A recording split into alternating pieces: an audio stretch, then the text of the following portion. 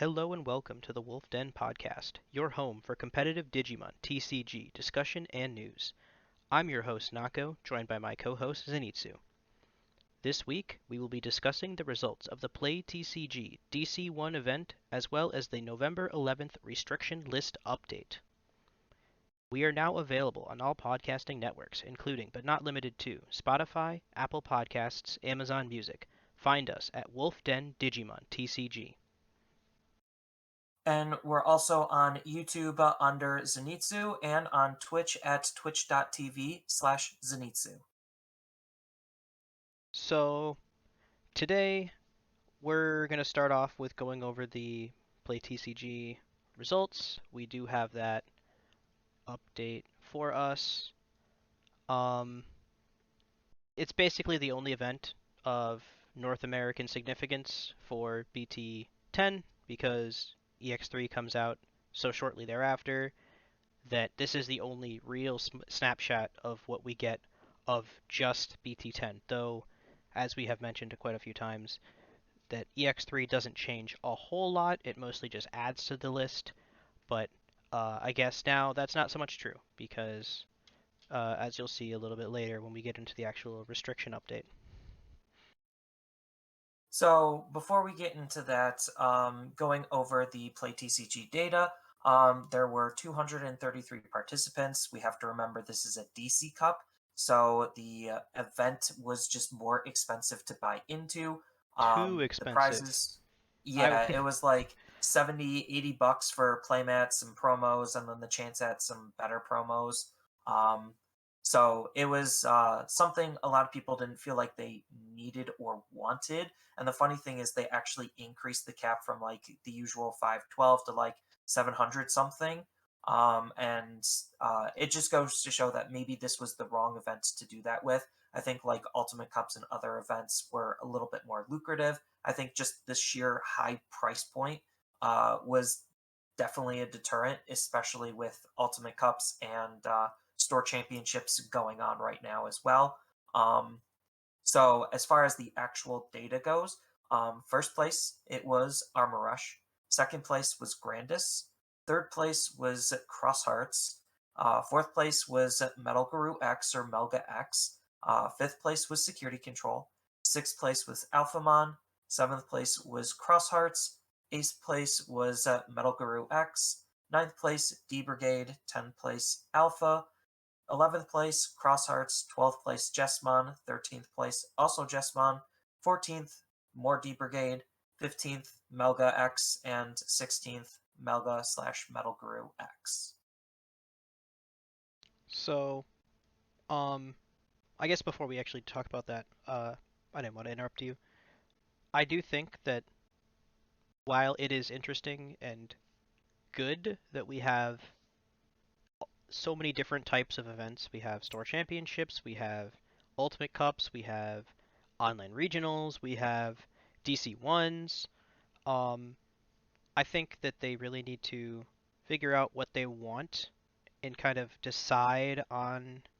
I mean, we really only have three really types of events at the online like major level, and but I think we probably would only really need two or at least potentially have tierings. I know last year's DC Cup had multiple purchase options where, but it was either ridiculous or double ridiculous.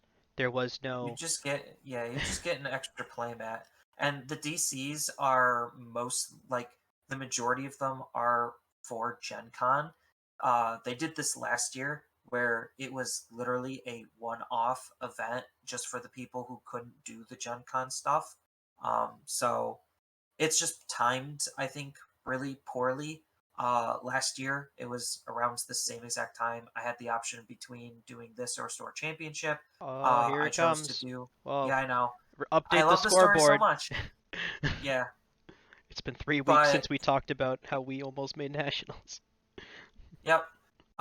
So I just again same situation, second verse, same as the first. So I'm expecting to see this type of pattern continue next year. It seems like they're still trying to figure out, not necessarily events, But as far as like maybe other stuff, because this year compared to last year, we did have in-person events, so there was actually more events this year than last year. But yeah, just variety is the spice of life, and maybe this high of a entry bar was not necessarily the best thing for the current time period. Yeah. But outside of that, going back to the actual event itself, 233 people still pretty respectable, and we still got some good data. There was 8 different decks represented in top 16.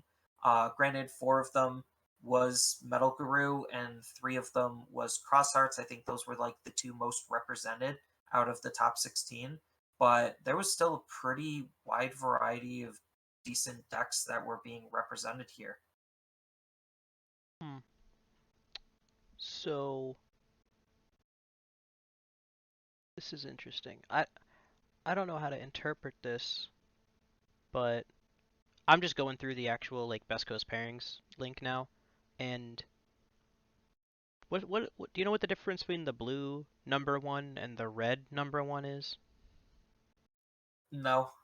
Because there's two ones, so obviously those are ties, but why is one blue and one red? Um, I because think red would be loss, and then blue would be zero, something. there's also red zeros though. There's blue ones, and then red. I see actually there's only one red one, which is even weirder. No, there's a couple more red ones. This is I don't understand this. I just click the buttons and do the things, and I know it's just I don't it doesn't make sense to me.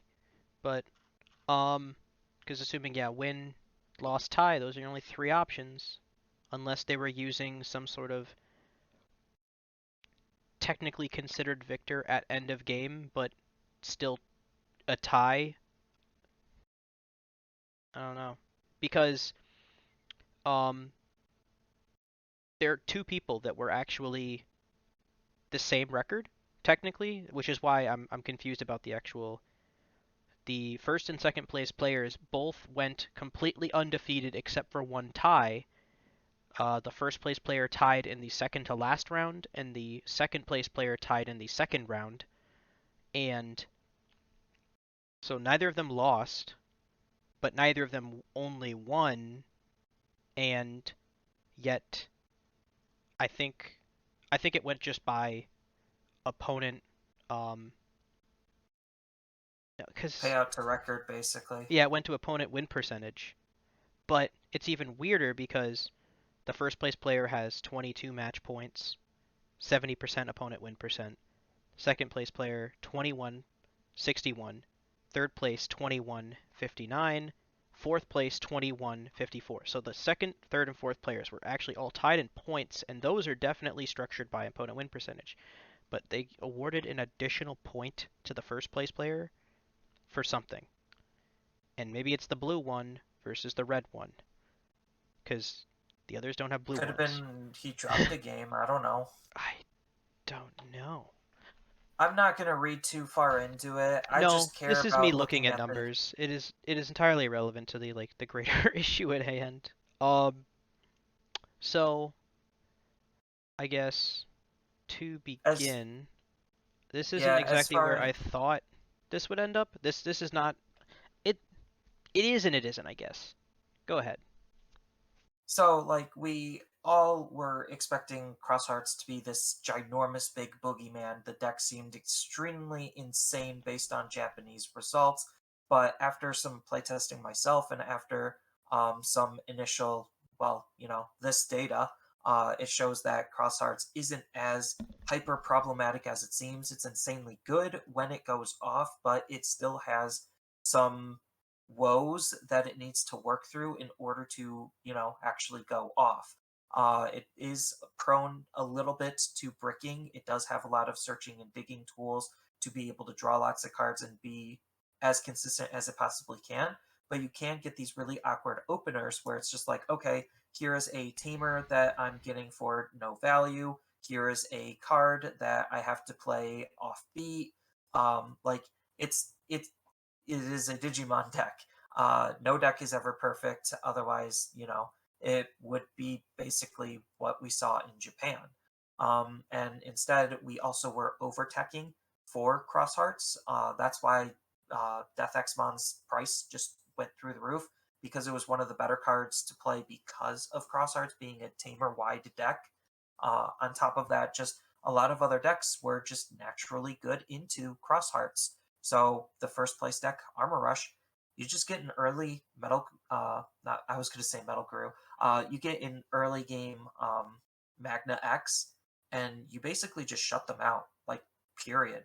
They can't really deal with it, and the only card that they have in the entire deck to actually deal with it, outside of like hope it has some sort of small DP minus to attack into it, is Sunrise Buster. And thanks to Gold Digizoid, the option, it shores up that one weakness. So now Cross Hearts is going to have a hard time into the Armor Rush decks.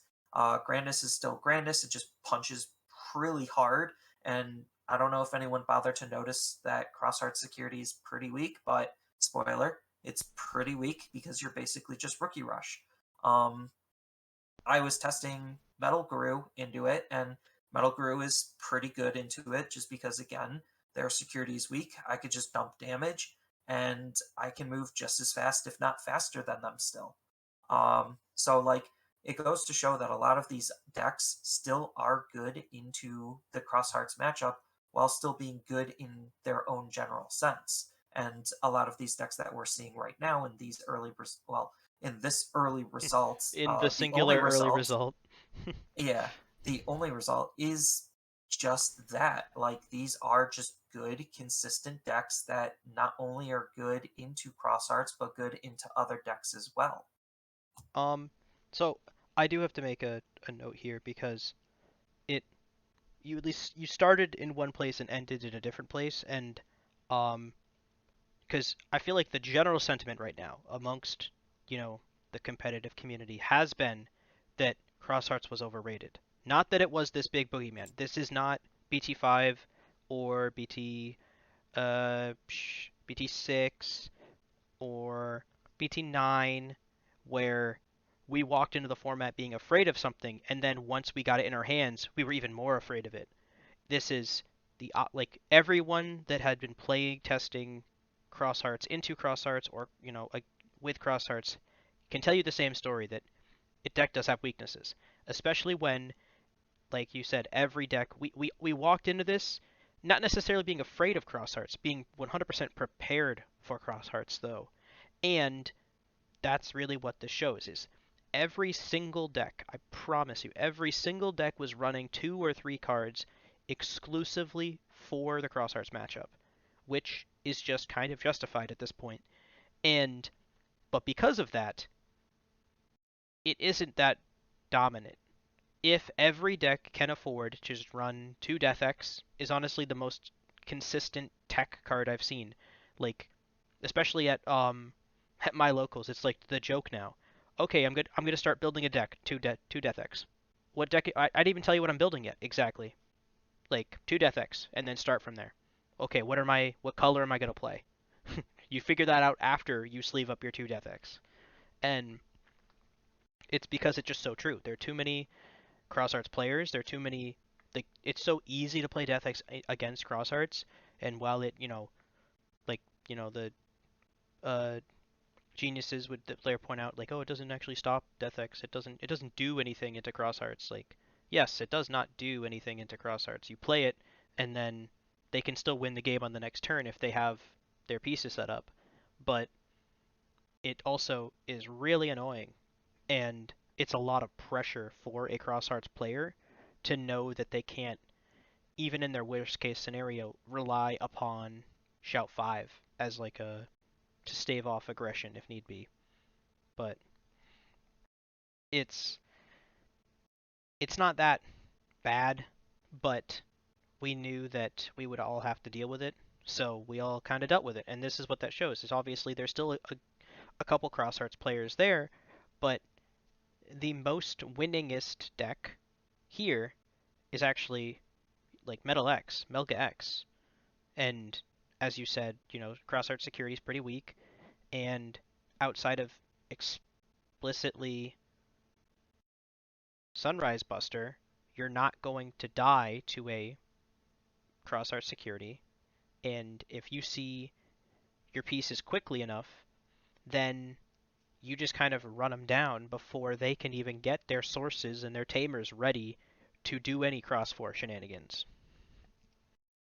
Because ultimately, when I was playtesting CrossArts, that was the probably hardest thing to do is basically just see all my pieces and get them to where they need to be. Granted, I could use a lot of them from my hand, but if I could actually get more value out of them by actually using them, I rather would. But that is just the big core crux is you need to see your cards, and if you are spending all of this time digging for your cards and the other player's already done, like what are you actually to do in that situation? And CrossArts comes up into that situation more often than it wants to admit. And in best of one, obviously it's going to be a little bit more polarizing of a result because there's only one game that they're playing to do that. Doing that consistently between 3 games in a best of 3 Hmm. is a lot more to ask out of the deck. Yeah, I mean, I do feel like we've kind of beat the discussion into the ground a little bit as far as why we think crosshearts won't be as dominant here. And the only result we're gonna have is this one, and it was okay. It was pretty good. Still tier 1 deck. Still, I think the second most represented deck here. Barely. What? It's the second most Alpha, represented. alpha, two alphas, two Jesmons, two D brigades, three crosshearts. So, Yep, just CrossArts slightly is higher than alphamon, Jesmon, and D brigades, which all fair decks. Um, fair-ish, I guess, in this format because um, we already knew Alpha was getting, you know, Doru removed at some point, but I guess now we have a hard date. Um, oh crap, I forgot the viewer question of the week. Sorry. Um, so this week's question is coming from a Cross Hearts player. The deck is overrated. It needs time and setup to perform unless you get really lucky. Why do you think it needs to be restricted? Good question, viewer. The deck is getting restricted. um, so we received a very out of the blue, really, as far as the actual nobody was expecting it. We hadn't ever gotten a ban or restriction announcement of this variety that they just kind of like stuck one in there that nobody was expecting this outside of potentially a hard date on Doru Greymon. So, going over specifically, the 4 cards restricted are Calling from the Darkness, the purple option card, restricted to 1, Sunrise Buster, limited to 1, Doru Greymon, limited to 1, and we already knew that was going to happen at some point, and Shout Cross 4, limited to 1. Effective November 11th, or just before the launch of EX3.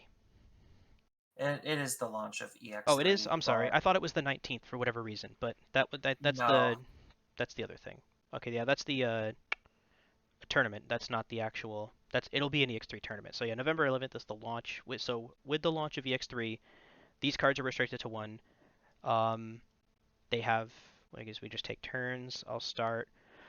Calling from the Darkness was restricted because the player's ability to delete their own Digimon to then get cards from a player's own trash at a low cost would cause some endless loops and support unintended playstyles.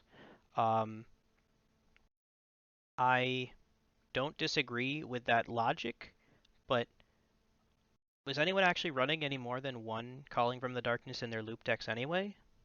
Like, There were some that were running 2. like I honestly, because I have now since changed my list a little bit, but maybe I consider changing my list again. Um, I was only running 1, and I was running a Doberman to just do what Calling from the Darkness wanted to do, but slightly less efficiently. I think it's the multifaceted capability of the card, which is why it was a problem.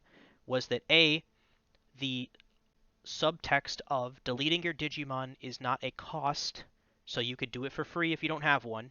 That's kind of iffy and unintended, probably. They probably didn't read the way they wrote their own card. Secondly, it costs one, and usually in the decks you're running it, deleting your Digimon's a good thing.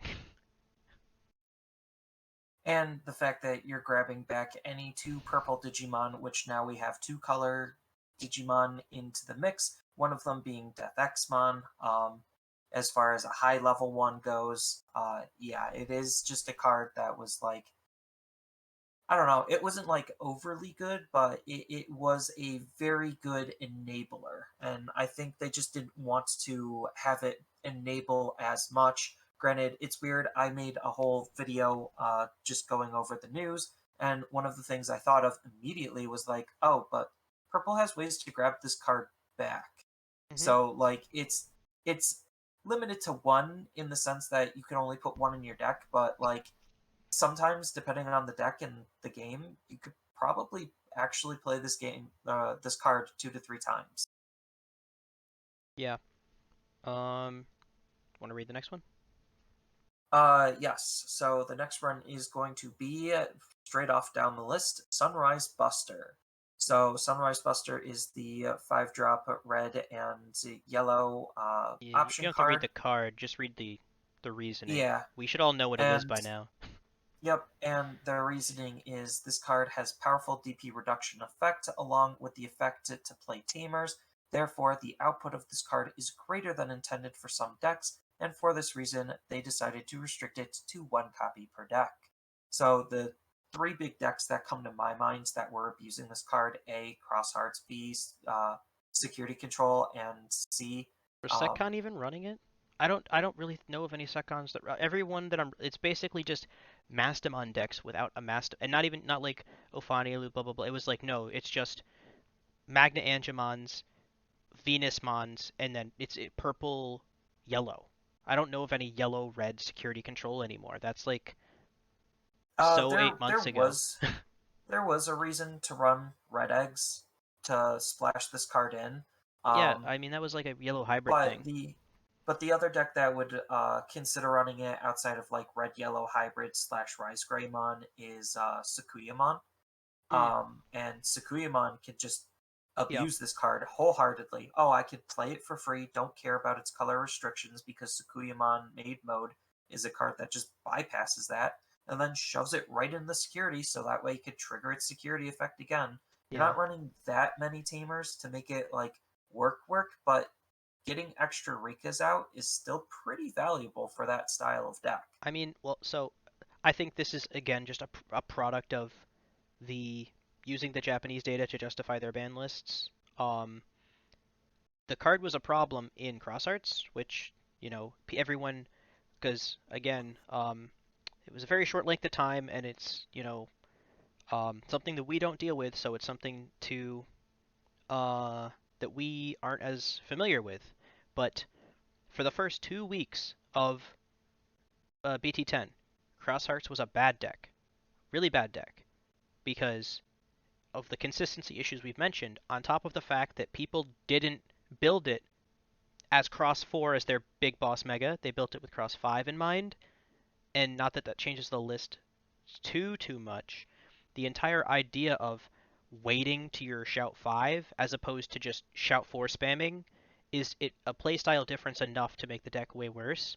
And it honestly it because of the usual I can just play a good deck from a previous format and that I've already played with a lot, and everyone's trying to figure out their new decks. For the first couple of weeks of BT10, the CrossArts players kind of mostly got run over by just good decks from BT9, and one of them being Yellow Hybrids. Mostly being Yellow Hybrids, because Yellow Hybrids didn't have to relearn anything, they just swapped out their level 6s. And Yellow Hybrids was running as their megas at the time in the BT10 instance of the deck. Um, Venusmon and Sakuyamon Maid Mode. And the only reason you ran Sakuyamon Maid Mode is because it played Sunrise Buster for free. That's basically it. Because it's plug-in or an option with 5 or less without meaning color. Like it just screams play this in yellow hybrids. So it was a great card in that deck, and part of the reason why Jet Sylphimon was probably restricted because of how easy it was to play yellow hybrids using BT10 stuff. But like before people ran Sunrise Buster and Crosshearts, it wasn't really that good. I mean, it was a very small sample size, very short length of time, but the Sunrise Buster and people figuring out to run the Red Yellow Tamer, maybe run uh, a Red Tie, you know, and then Well, one of the Red already, Yellow Tie. yeah, already Angie and Mikey. Sorry for using their English names. Um, they were already fitting on color.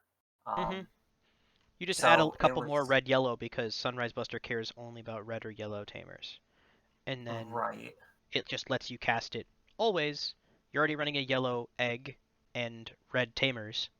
Um, so, but Sunrise Buster, it was not considered for the deck initially because it wasn't on theme, and the deck already does have a lot of.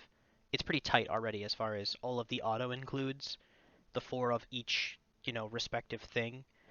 Um, it was really easy to add once you took out the fact that you didn't actually care to run their supposed on-brand removal card of Burning Star Crusher.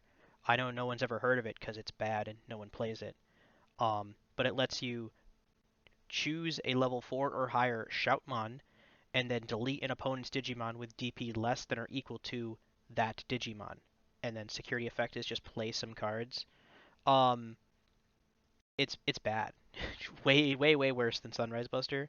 So once they swapped over to the less on brand removal card and the tempo efficient, memory efficient, Sunrise Buster is better in general. But I feel like that's important to note that we don't ever have decks that are like I guess it'll happen more now as we encounter decks that we have to figure out how it plays in new iterations of the meta, but we've never been handed a pile of new cards that no one's ever used, and 2 weeks after you learned that a card existed, you're playing with it in a tournament. Even if we have best of threes and stuff, it would change quite a bit if we had to actually come up with lists 100% organically ourselves. Thankfully, the Japanese do a lot of the legwork and groundwork for us. But yeah, it's it's just a byproduct where the card was just used in ways that they didn't exactly foresee. I mean, granted, they could have foreseen it a little bit, but it also like hinders future design space on tamers. It's like, okay, now we can't have red or yellow tamers with on play effects because we have to be aware of Sunrise Buster, hmm and now that just limits red yellow design space as a whole. So, like, it is a card that is Yeah. just super powerful and kind of problematic to a degree. I mean, just think about, the theoretical space where they want to make very impactful on play tamers, like an 8 cost tamer. You can't print any 8 cost tamers in yellow or red as long as Sunrise Buster exists. But, And we already saw a 5 drop in a future format or yeah, future set. BT11, the purple tamer.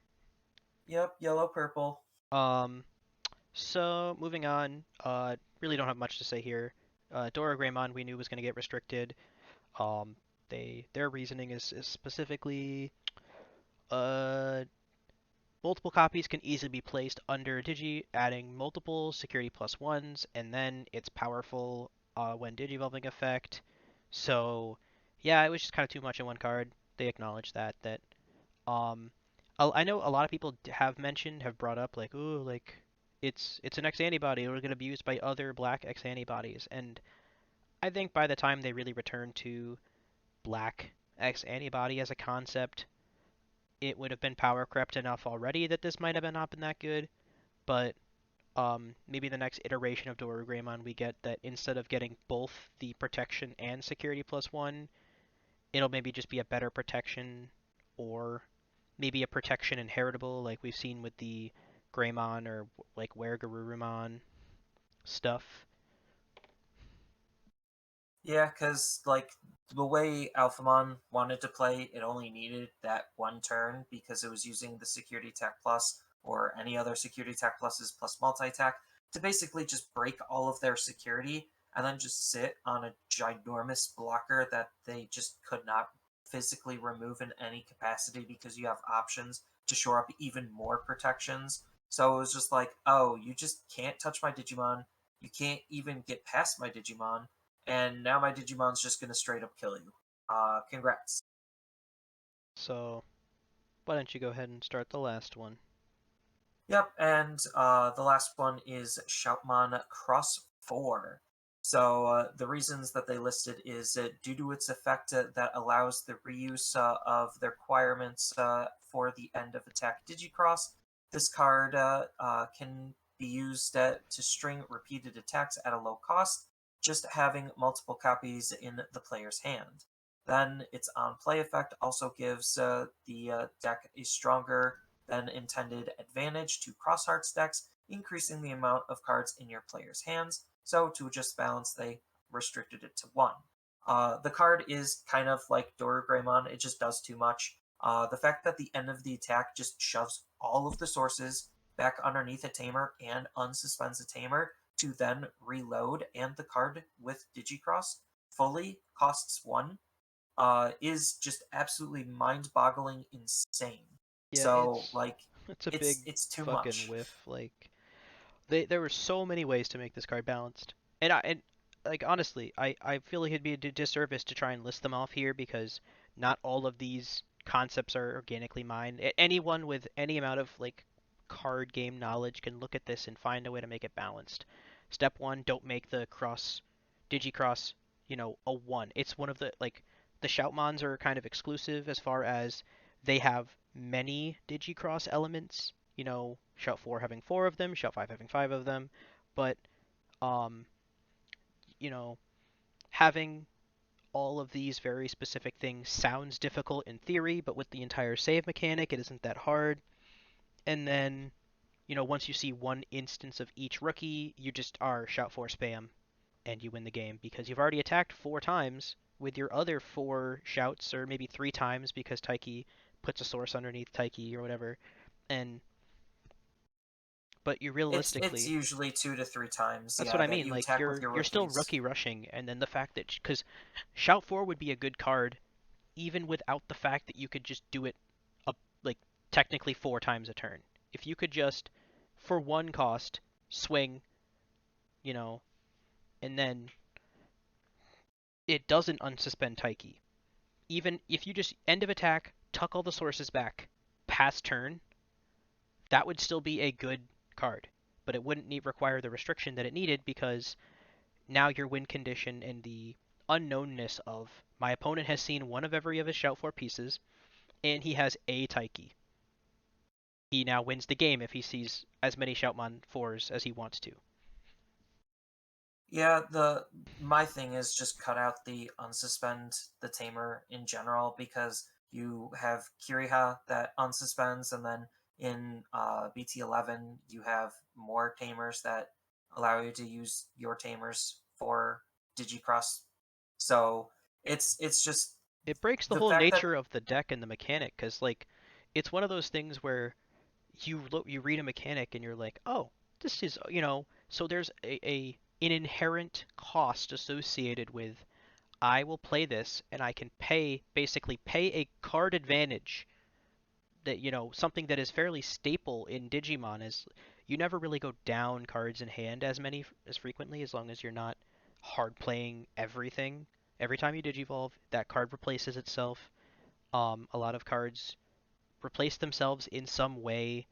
A lot of tamers have draw engines attached to them to pay up for the fact that you don't get anything for playing them sometimes. And yet, as soon as you introduce the entire, Taiki slash Kiriha mechanic of, oh, actually, you can just use these under the tamers, then you're actually not using the card from hand. Like Digicross as a mechanic reads, from hand or field, and then not actually, because once you have Taiki or Kiriha out, it's from hand or field or safe place that only Black War Greymon can touch. Yeah. And on top of that, the draw two on its on play at very That's a worst. stupid reason. I'm not gonna lie. It's It's the so like stupidest reason I've seen in a long time. Like the card so advantage. I mean it feeds into itself because you also have Starmons that's drawing you an extra card when you swing, so you're drawing three cards off of your use of one, and then if you have any of the yellow tamer out, then that's even more cards that you're drawing through your deck. Well, When you're ready to go so off to be able to make sure you could have your 4, 3, or however many cross fours that you're looking to use to close out the game. it's stupid because of the first mechanic. Without the fact to loop shout fours for one, just completely use its ability, swing security, and then pretend it never happened for one memory, the second ability to draw you two cards wouldn't matter because what it does now allow you to do is you end up in this situation where you can kind of like alphamon had to in a lot of the more aggressive matchups last format, you kind of have to just gamble on it. Oh man, I don't have another shout 4, but if I play this shout 4 and I attack, I'll draw 2 and then draw 1 from each Angie, assuming you only, how many ever Angies you have, and then maybe I see another shout 4 and maybe that shout 4 lets me see another shout 4, and that's the problem. Yes, is the it does feed into itself, but if you could only do this once per turn, shout 4 drawing you two cards on play would be fine because you would shout No, 4 it's yeah. and then you would draw 2, you would swing, and then again, just the small change of tuck the sources back, don't unsuspend the tamer. It's a very balanced It card. stops you. Yeah, it stops you right there without unsuspending the tamer. So And like I the reason why they hit calling is because they really don't enjoy or they don't like these loop style of gameplay, well, they probably and should yet have hit. They didn't hit they any of the literally loop cards. well, I mean, yeah, we found a new loop, but anyway, It's the new loop, like same. I get like same shit, different day. I mean, it's still the werewolf, the Cerberusmon stuff. Like the if hit the Cerberusmon stuff if you want to stop the loop, because everyone's just different iterations of various Cerberus loops. at this point, yeah, but like if they are saying based on Calling of the Darkness that they don't like the looping, I then think. don't build the looping into a single card. Well, so it's unintended endless loops. I think it's the wording that calling from darkness simultaneously deletes a Digimon, which is a good thing for these decks, and you can then bring back cards to use for your loop for one. And I think it really more does have come to the subtext that deleting the Digimon is not a cost. I think this card is at least somewhat more fair if you are required to delete a Digimon to play its effect. That if it can whiff. If I play it, or I mean, it doesn't activate in security, but if I play it for one and I don't have a Digimon, it does nothing. It goes to my discard pile. Just like if you play a memory boost and they have a memory blocker out. Technically, the gameplay systems work, in a competitive environment where you're not allowed to take back mistakes. Your opponent has, Chumon out. I play Hammer Spark. Nothing happens. Goes to discard pile. That's technically allowed. That would be the like updated ruling for calling from the darkness. But I think it's really funny that purple got hit, but not really because also it's another BT7 card. Yeah, BT7 continues its BT7. ranking champion of banned cards or restricted cards. I think BT7 was like a huge design shift, BT7 was and the like problem. it really was. But Dora yeah, as Greymon's you as BT7, right? yeah, Yeah, Dora Dora Greymon's Greymon's BT7 BT7. too. Yep. That makes But four? yeah, because you have the hybrids, Mm-hmm. uh, Tommy, you have Jet Sylphie, and then Doru Greymon calling calling. from the darkness. Yep, Oh, even I was gonna say Aizmon. Susanamon wasn't restricted. Oh, even yeah, Jesus, Aizmon. Shout out to Aizmon. But anyway, yeah, so the funny thing with Calling from the Darkness is purple doesn't care about that hit. Most purple decks weren't running more than two anyway. So it's like, oh, this really just didn't do a whole lot in terms of like actually like, oh, purple was such a problem, this needed to be hit. I think it was just more of a thing that they just really didn't think was good in term like that's what they were stating. They didn't think it was healthier for the game to just have the capability of doing it multiple times. So that just obviously led them to want to just limit it, even though we already self-limited it ourselves. Yeah.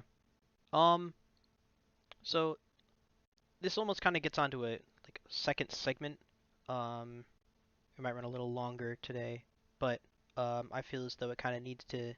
It's part of this greater issue, really. So with this restriction announcement, it sets a precedent that I we now live in a world that I'm not necessarily as apt to be excited about. And speaking with Zenitsu, we went back and forth a little bit, and reading through a lot of comments on Reddit about people's opinions on, well, is this a good idea? Is this a bad idea? Like, Well, not specifically just Reddit, Facebook, my YouTube I only comments. read It's Reddit. all If I it's read, all over the if I'm ever place. caught reading Facebook, someone's allowed to slap me across the face, but that's a separate I issue. I'm If active on if all social someone media if someone with platforms. more than 12 IQ comments on Facebook, somebody tag me in the post so I can read it, but until then, nothing of Facebook provides value. I Um, mean, I'm active in all social media, so I just or at least the majority of it. So I want what to get what's the other people's Digimon Twitter perspectives. look like? I want to know what the Digimon competitive Twitter looks like. It's Um, just people tweeting or like retweeting on their tweets, and usually they're pretty salty.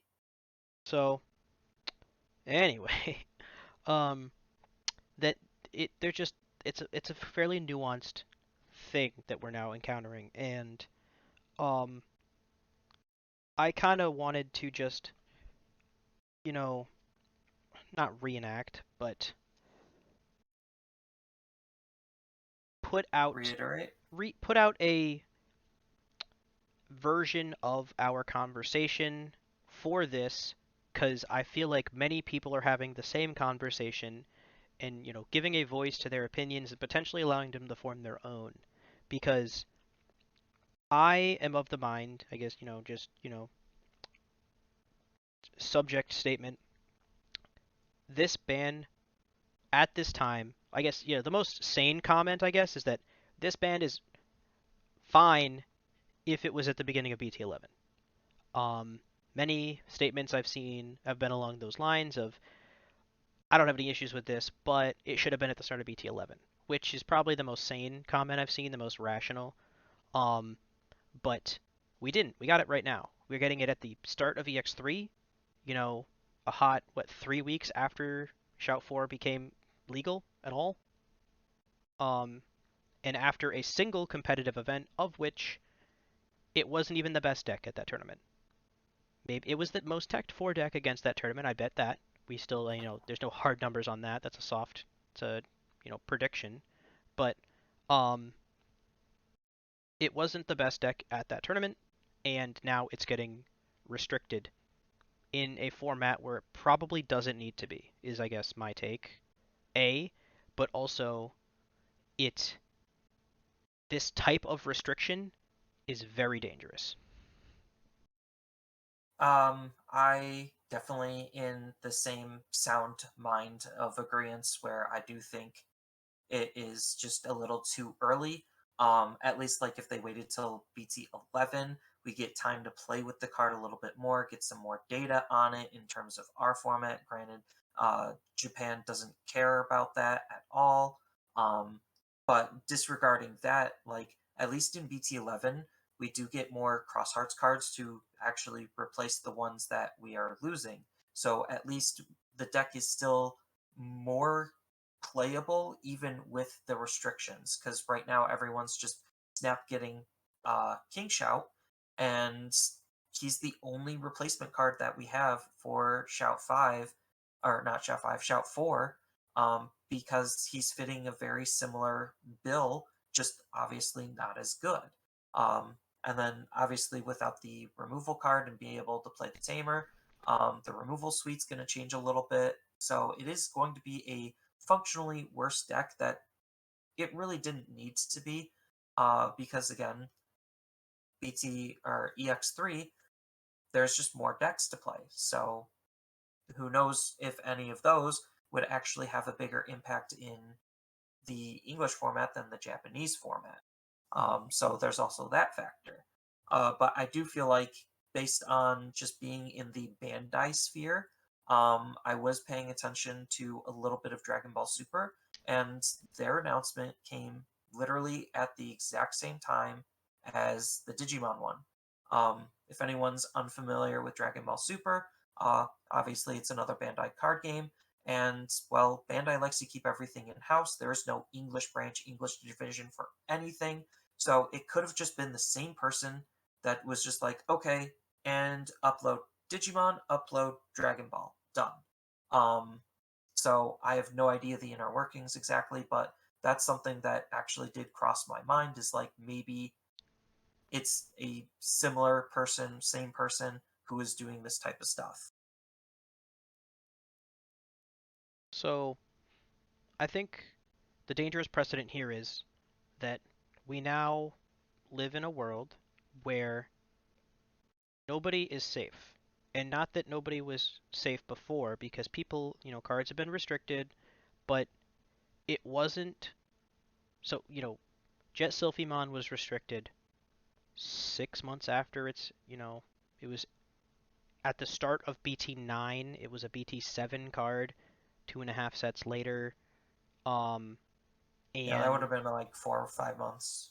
um, Tommy doesn't, cancel blue hybrids. It obviously makes it less ideal because of the specific blue hybrid interactions with, his inheritable and the Korikaku as the Digimon that cares about having Tommy underneath. So it's harder for that effect to go off.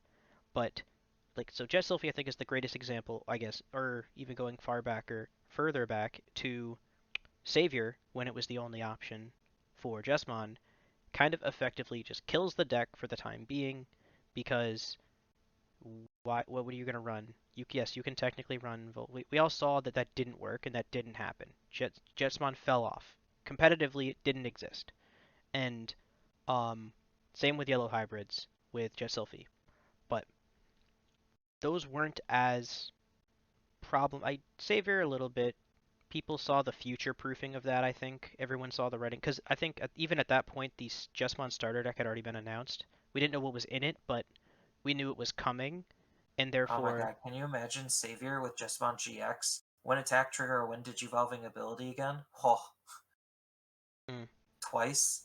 so, um, but for them to kill an archetype 2 weeks into a format because of, how it, scared Japan, especially after we've already kind of shown, based on the, the singular result, and the small amount of preparatory playtesting that people have had. They print some proxies, they play on a simulator, and then they figure out that Crosshearts can be beaten when it's not a tier 0 deck, it's not blue hybrid territory, it's not Gabuban territory, especially not for Ice Wall Gabuban territory, where it's decidedly the best thing of the format. And but now it's getting restricted because of what it did to Japan and because it's getting new support, and it just came out. And I think that's because now we're looking at things being restricted basically right after they come out. Everyone was waiting for this announcement 2 months ago, or a month ago, 2 months ago, when they announced that just Dora Greymon would be restricted in Japan. And then also, I guess something to note here is that ban list still hasn't even come into effect yet. It's not even restricted until December 1st. Oh, I'm sorry, no, these cards are getting restricted in Japan in December 1st. So Yeah, we're Duragre's not already only are we restricted. getting it first not only are we getting this first in timeline order as far as we're getting this restriction in EX3 at the start of EX3, but we're getting it just first period as far as actual date of the year. So they will be, I think, through BT11. This will probably be at the start of BT12 for them, or EX4. I don't know which comes first. BT12. BT12. So it'll be probably at the start of BT4 for them, or BT12. I'm sorry, but because this just kind of screams Yu-Gi-Oh to me, and it's one of the writings on the wall as far as like things I determine to be degenerate card design and balancing. To me, I don't think it's that doom and gloom. Like I said, I think personally it's just the same Bandai person who just hit upload twice. Um, and I don't know. I think that they could have just waited till BT11, but it is what it is. And like the only silver lining to this that I'm kind of like optimistic for, I'm using the word optimistic kind of loosely here, um, is the fact that now we have a more unknown EX3 format. So it kind of makes EX3 a little bit more exciting, even though it is kind of a shame that Cross Hearts is.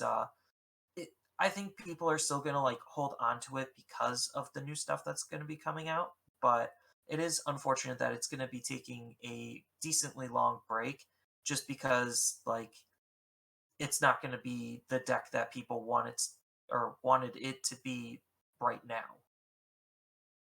It just it means that we have to reassess um, meta capabilities kind of on a very case by case basis because now we live in a world where everyone may potentially moving forward because we have to um, BT11 is currently strictly dominated by Black War Greymon X. And It's not even a competition. It's yeah, actually it's kind of funny. Black War Greymon X, I think, has 3 times the number of tournament wins because it's the only thing that they track is like local tournament victories is basically the only metric of competition of Japan. So as far as unique instances of local tournament victories, it's like 60 more than the second place is Black War Greymon, and that's with Cross at full power. So, um, what was the third best deck? Because I remember. Oh yes, It was Blue Flare. okay. So Blue Flare, the only like Blue Flare is the third best deck of BT11, and this is now because now we just don't work. This isn't BT5 anymore. Like I guess we've, but I don't really want to live in a world where I could potentially pick the wrong good deck because I'm okay. Black War Greymon's really good. Everyone's like honestly, if like this is I guess my only PSA. If you are anyone out there who heard this announcement and panic bought some Black War Greymon stuff, you're probably wrong now because you're the one that should be most afraid of this announcement because this just proves that if you're too good, they will let you buy the cards. They will let you sell all. They will sell you all the BT11 alt arts you want, and then they will ban it 2 weeks later or restrict it to one, which is essentially the same thing because they will kill your deck after you've bought your fancy alt arts. I mean, it isn't funny, but I laugh a little bit at people posting on Reddit like, "Oh hey, my cards just came in the mail and it's a full playset of alt arts or box toppers for shout cross stuff." Because we're still in that point where people are still getting cards in the mail from, if you bought them at the start, you get like 2 weeks for crap to come in. Maybe you didn't even decide you wanted to play cross arts until after you went to your first local and you saw how fun it could be or how cool it was, and then you bought the stuff, and it was a pretty cheap deck to build outside of Death X, and also Death X isn't here, and um, it has been well noted now that they still, there is a precedent. They do not ban or restrict cards above the rare value. Super rares and secret rares have not been touched and probably won't be at this point. I don't won't say never, but I Yeah, wouldn't. the fact that they still haven't hit high rarity card is like, okay. I mean, part of it I get, but part of it is like, yeah, Death X could probably do with a limitation, even though a lot of It at decks least usually would run them matter, at like unlike the two calling for anyway. darkness restriction. Restricting Yeah, Death X to 1 would change deck lists. yeah, security control would not be able to just try to spam it. Same thing with other more control heavy decks, like D Reaper. But it is kind of worrisome to a degree, just because, like, oh, what is safe for me to want to think about investing into based on Japanese results? Because, like, unfortunately, again, they don't necessarily care about the English data and like how we play the game just because something was a problem for them. Best of one and best of three are two completely different formats, and decks have to be designed differently in order to accommodate it. Some people were tossing around the idea of, oh, now we should have two ban lists. I don't necessarily think that's like That's a needed. dumb take. Really A dumb take. broken card, yeah, a broken card's a broken card's a broken card. It doesn't matter. But like the thing that I'm thinking about in this situation is the speed of the formats that we currently are in. Right now, the cycle that they currently have laid out, it's literally feast or famine. Um, they need to do a better job at releasing their products, and that also could help alleviate these negative feelings.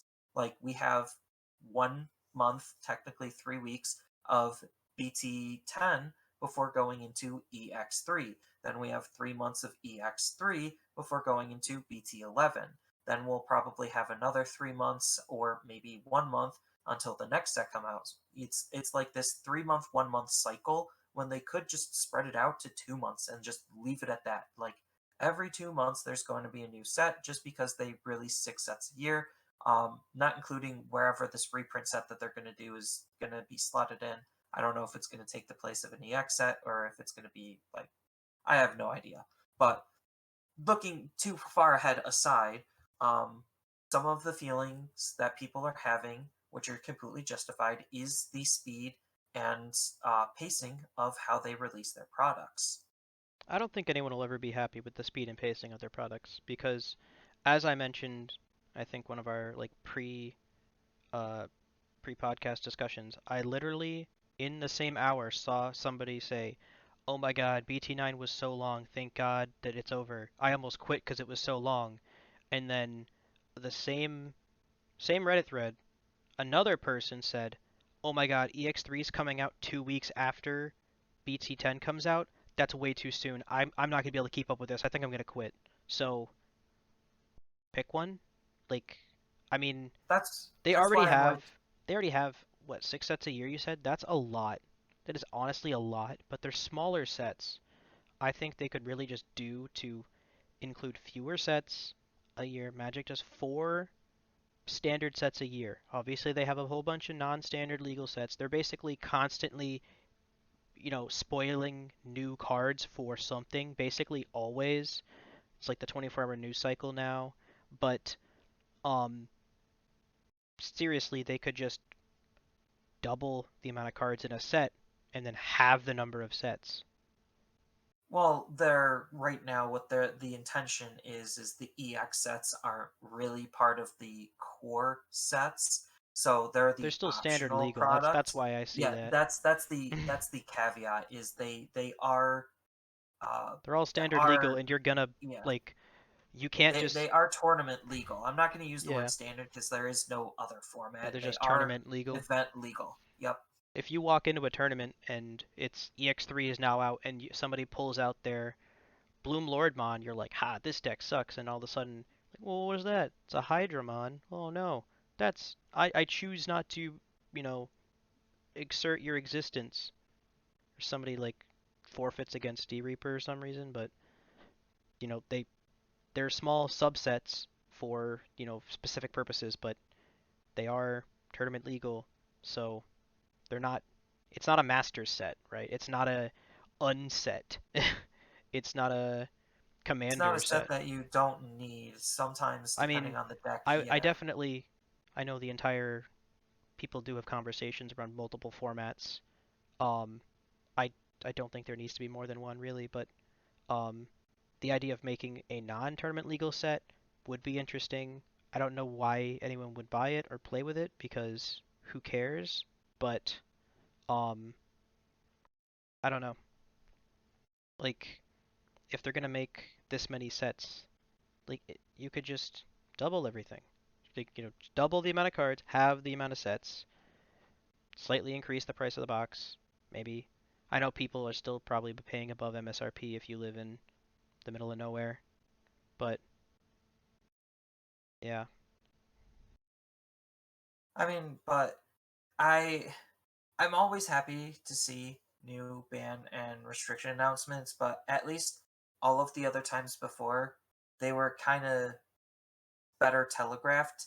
This literally, like, my phone was blowing up at like 5 o'clock in the morning of like, oh my god, a ban just dropped. And then I immediately had to try to like gather my thoughts around it after just reading that. And then, like, YouTuber stuff aside, like making a instant video, um, but it was kind of just out of left field, completely blindsided, and a lot of the other ones weren't so blindsiding. It was like, oh, we kind of were feeling it, we were kind of guessing it. We knew the Doru was gonna get hit, and we were just waiting for the when. And now that we got it, it was just like, oh, okay, didn't expect that. I don't know if it's because it's just we've talked about it more now, or if I'm actually just that good of a uh, convincing. If I'm not convincing, because you seem way less for this the more we talk about it. Well, because like there's the only positive, like I already laid out, is we get a slightly different format, which makes things more exciting. But that's the only real positive. You get to play more Melga X. That's a pretty good positive. I mean, I do like Melga X. Don't get me wrong; he was one of the best performing decks of the BT10 format. And now Uh, he's the best performing deck of the BT10 format as of right now. And outside that's of the with fact that and that's Arbor with Rush won. Crosshearts before he gets his knees get taken out. Yeah, Someone's gonna bring him behind the shed. I mean, like I generally like supporting, um, not necessarily shilling for Bandai. Like if they do something wrong, I'll call them out on it. Eh, Um, you're you but you don't like I drawing like hard to try lines. to Way less I than I like to do. I like to be optimistic. Like I want people to have as much fun as I'm having, but when I was literally practicing and playing the deck, and now I'm also part of that group where it's just like, ah, crap. What am I gonna do for EX3 now? Imagine anyone Because that bought a case of BT10 and how like low value those cards are gonna be now. well, I mean, King Shout got a pretty hefty jump, but I had to buy into the King Shout, so Why would because my anyone case buy only had three. Like, I guess just to literally have more quote unquote Shoutmon cards to at least run the deck, because now you can't run non crossheart cards. Well, okay, so King Shout is a level 4 who is bred, so he's already like those are two big key points for the deck. He has a Digicross, and he can be used for Digicross as any material. So like he's not a bad card. He's just not the card that we want. He's just the only one that we have left to use. Um, so like I mean, the only other option is like what the Searcher Shout from BT5 if Well, you the really only other wanted to. so again, I think I'm the part that's confusing to me is people see that Cross 4 is restricted and they immediately then go out and buy Crosshearts cards. That's like why? Why buy any Crosshearts cards? Because just don't play Crosshearts if Crosshearts is going to get kneecapped. Well, for me, I just wanted to finish my playset because again, my case only came with three, so I just wanted to have that fourth. That I feel like you're in the Um, minority there, though. You know what I mean? Like I'm for your 100% in the for minority. your average person, especially if it's now going to be a decently expensive card, given how it was probably really cheap before. But people are going to go out and they're going to buy a secret rare to replace their rare that is just worse in every capacity other than it's the only other potential card if you ever really want to run a Crosshearts deck, you have to run this, or there's otherwise you're replacing it with like cute mons, just random yellow rookies that aren't on brand and don't save, or other option cards that aren't Sunrise Buster. Um, I mean, I so mean, this is it's pretty telling to me. So, best-selling Digimon card game, Metal Greymon, the the blue flares is number the one. super one. Yeah, he jumped because everyone's shifting from Jesmon GX is Crosshearts number to Blue two. Flares. Death X is number three. King Shout is number four. But it seems as though, I mean, I don't know what this looked like, before the announcement, but Death X is always going to be popular. People are constantly, buying and selling Death X's as they feel as though they need to.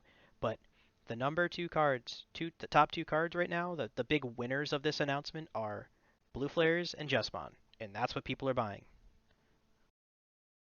Yep.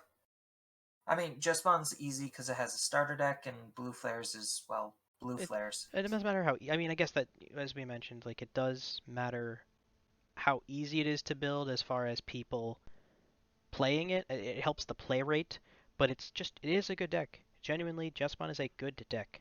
Um, Most punished by Death Exmon, basically exclusively. Um, but so I guess that's even with Cross Arts falling out of the meta, Death X just is good exclusively for the purpose of, like as in Minerva. Hey, my deck sucks against wide boards. Death X is great against wide boards. Just solves that problem immediately. You know, if you have a wide enough board to where you think you're going to lose, it's probably a great Deathmon board. And it's not like we don't have go wide decks. Like, we still have D Brigades, D Reapers, we still have Jesmon, Bloom Lord. So there's still plenty of go wide decks to where Death X is still a good card. But I think, like, part of this is maybe they didn't want to hit Death X just yet, uh, holding on to that copium. Um, You and can cope all day, with my friend. with less Crosshearts, there will be less Death X because now he's not going to be as needed because, oh, well, there's still just a decent amount of good BT9 decks that I'll just play single stack out of raising, beat your face in. Um, and Death X, as proven in BT9, does absolutely nothing against those. Well, this ended up being less the debate that I had imagined it being, but that's probably just because I was so good at it the first time that I convinced Anitsu that this was a bad thing before we even had the second discussion. Well, like, I didn't really have anything, like, I can't be sunshine and roses all the time. I already was just taking into account, like, more and more things as information started to devolve Hmm. and uh envelop. And it's just like, okay, this this is clearly out of touch, and this is in, I don't want to say exactly poor taste, but it's not in everyone's benefit. So, Like, the biggest takeaway is it should have been pushed back. We didn't need it this soon. Um and that's basically where everyone kind of seems to be drawing the line. It's like, look, we don't care that they got hit. Just make sure we have other stuff to play if we want to play that before you hit it. well, since I just want to at least provide like some context to the pro argument only because Um, I feel like we both just ended up on negative a little bit because I do agree that there are some positives to this, even if they aren't wholly my opinion. I at least respect other people's opinions, and this Reddit comment I feel like capsulizes it the best. Um, Basically, someone says, "Why are we getting this list at the start of EX03? Why not at the start of BT11?" Which is again probably the most rational thought. Most people who disagree with this would say that. Even some people that agree with the restriction would say that. And it's this comment I think does encapsulate the idea, not outside of the like your take that it's just a random intern at Bandai that probably makes like $6 an hour, and just uploads ban lists for card games, destroying their economies at the same time. But um, it's because they want us to have a better BT10. Japan, many people would tell you that Japan's BT10 was not fun.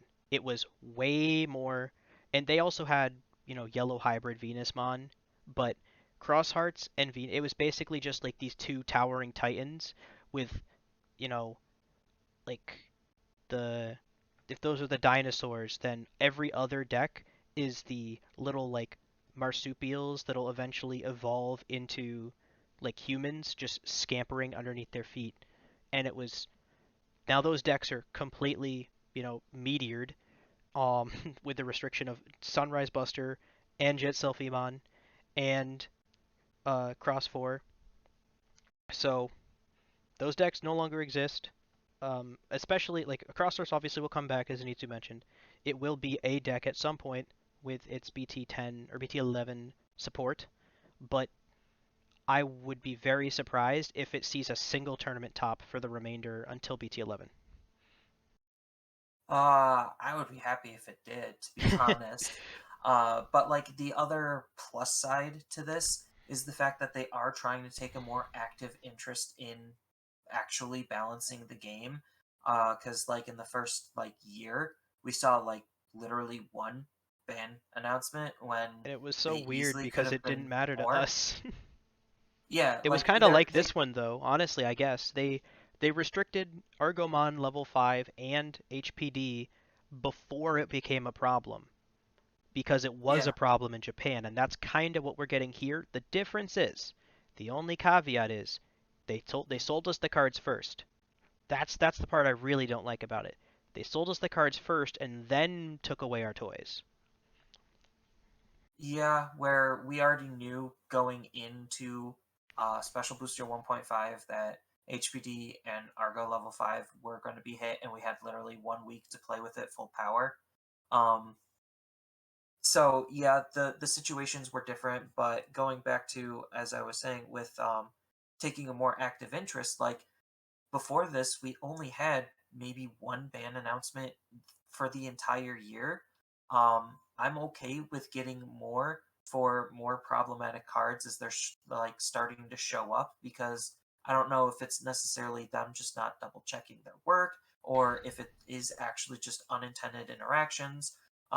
There could be a multitude of different things. Trust me, I've been on the designer side of it, where it's just like, oops, definitely didn't see that one.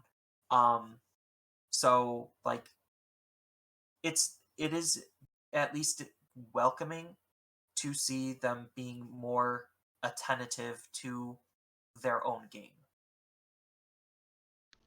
So we do live in a, you know, faster and looser Bandai ban restriction world now. So anyone holding on to Black War Greymon alt arts, I wish you luck, because that deck is currently doing the same thing to BT11 that Cross Hearts did to BT10.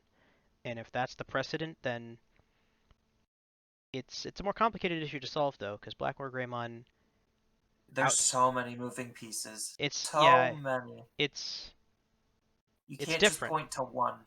and it is potentially like now I already I know we talked about it with the last time we received an alternate timeline, but this is even more of an alternate timeline because Black War Greymon's dominance, at least initially, was prompted by the absolute dominance of Cross Hearts. So if nobody's playing tamer based decks, but blue flares will exist, but it's not as tamery, um, and there's no yellow hybrids, then where does Black War Greymon really fall? Because something like your Grandis, which I think Grandis is still performing in Japan, Grandis just refuses to go away as far as all the OTK decks kind of fell to the wayside.